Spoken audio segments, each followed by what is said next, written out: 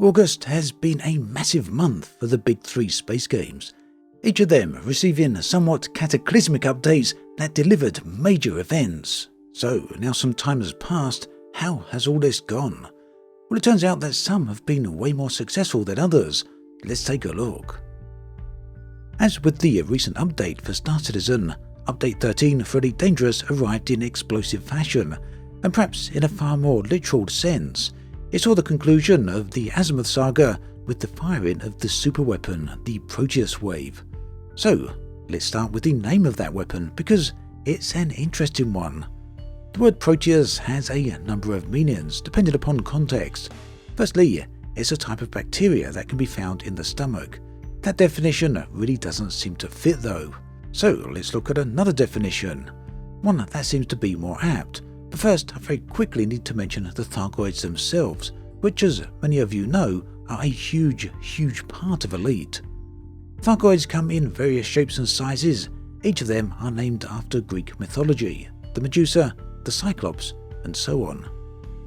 In Greek mythology then, Proteus takes on many different forms depending upon the story being told. In some cases, he is the son of a Greek god. In others, he is a prophet, and in others still, he is a soldier.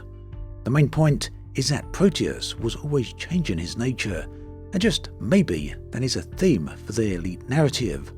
Ultimately, the Proteus Wave itself, the superweapon, changed its own nature. Instead of defeating the Thargoids, it both angered them as well as seemingly made them more powerful due to human anti-Xeno weapons now failing to work. As you can probably tell, Update 13 for Elite was heavily narrative driven, so much so in fact that it features Elite's first ever in-game cutscene. It also contains numerous set props depicting the aftermath of the super weapons events. All of this then has perhaps made for the most impressive Elite update for well over a year, or perhaps even longer than that depending upon who you ask. Meanwhile, the question of gameplay is still on many people's lips. Update 13 might have delivered significant narrative updates, but whether it delivered new gameplay still remains vague, or at the very least a work in progress. As best as we can tell, a new weapons grind is about to begin. Existing Guardian-based technology no longer works on the Thargoids within the HIP 22460 star system. Parallel to this, the engineer Ram Tar, as well as a number of other engineers, are asking for new technology to research, technology that comes from the Guardians and is influenced by the Thargoids.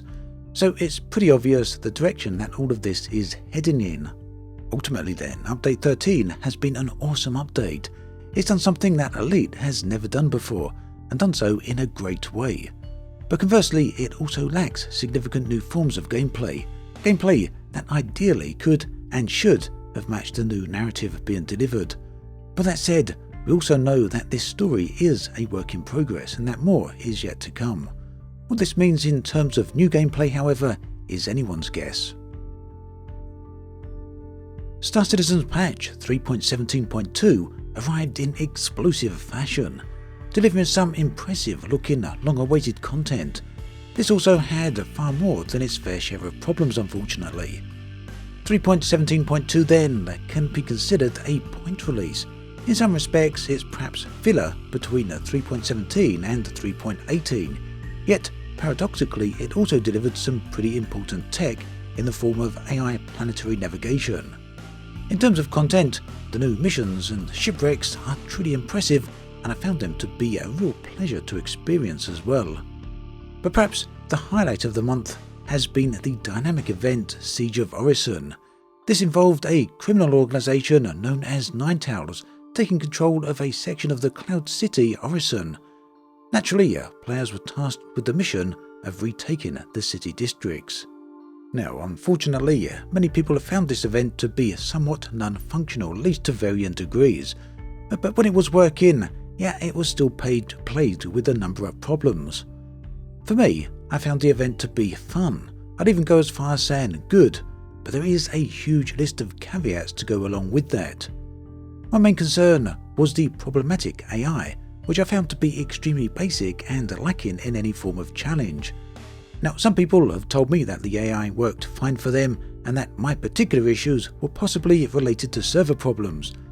But that said, I tried the event multiple times and experienced the same dull, boring AI, so ultimately I can only speak to what I personally experienced. But for a full rundown of my experience with the Siege of Orison, do check out the link that you can see right now, the link in the video description. So Siege of Orison certainly had some lofty goals. It attempts to place Star Citizen on the same table as other war combat games such as Battlefield and perhaps even Call of Duty. But of course, I fully accept that Star Citizen is working on a vaster interplanetary scale, both figuratively and literally.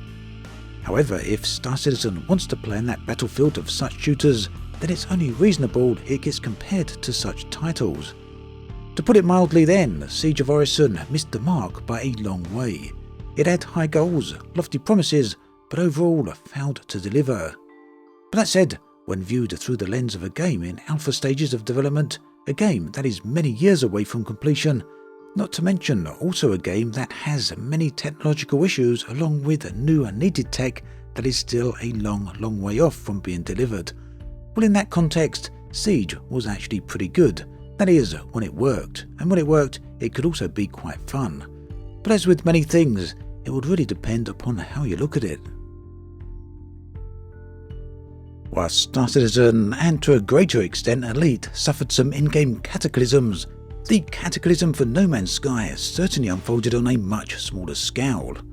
But nonetheless, it did result in players of the Polestar expedition having their regular spaceships rendered all but completely useless. The current expedition for No Man's Sky then is Polestar. This one is centered around the brand new content from the Endurance update. In short, the Polestar expedition is about player-owned freighters. Freighters are so important to this expedition then that initially players find themselves unable to even travel to another star system with their regular ship. A freighter is essential for this task. As you progress through the Polestar expedition, it will cause you to engage with various elements of the Endurance update. Technically then, this in many respects doesn't deliver a lot of new gameplay, but it does cause you to engage with new content. Personally, I preferred the previous expedition, Leviathan, although I really do appreciate that not everyone enjoyed the permadeath aspect of that. At any rate, Polestar is an interesting expedition that focuses on yet another amazing update from Hello Games. Now, whilst strictly speaking, the game mechanics present with the update are pretty much the same old ones we've had previously, they do at least deliver a load of brand new content. Hello Games then remain hyper-focused on delivering what matters most to gamers: gameplay, engaging content, and new ways to play. There's a lot here that many other developers could certainly learn. Overall then, the past 3 or so weeks for the largest of the space games has been a lot of fun. There's been a lot to get involved with and a lot to pay attention to. Whilst Star Citizen's Siege of Orison went nowhere near as smoothly as I'm sure CIG would have liked, it was still an interesting concept. If CIG can get all the problems sorted out for future such events, then who knows, dynamic events could prove to be a significant part of the future of Star Citizen. Elite Dangerous meanwhile tried something completely new with Update 13. It clearly paid off, and it worked extremely well. The update brought the narrative directly into the game in a way that hasn't really been done before. It's an important step for Elite, and one that I hope Frontier continue to improve upon. The only downside is I would have liked to have seen some new forms of gameplay delivered alongside this update, but maybe this is something that will happen in the future. As for No Man's Sky, this game remains a shining beacon in the genre. Whilst it certainly doesn't deliver what everyone wants, such as hardcore realism or an intricate flight model, what it does deliver is a game that perfectly understands itself. It not only continues to work to its own strengths, but actively improves upon them, and this is very much apparent in each update and every expedition. So, what do you think of the recent events in Elite, Star Citizen and No Man's Sky? Which ones have you played? Have you played them all? Which ones did you prefer? Do let me know in the comment section below. As always, I'd love to hear from you. That then brings us to an end of this video. As always, thanks for watching, and I'll catch you guys and girls next time.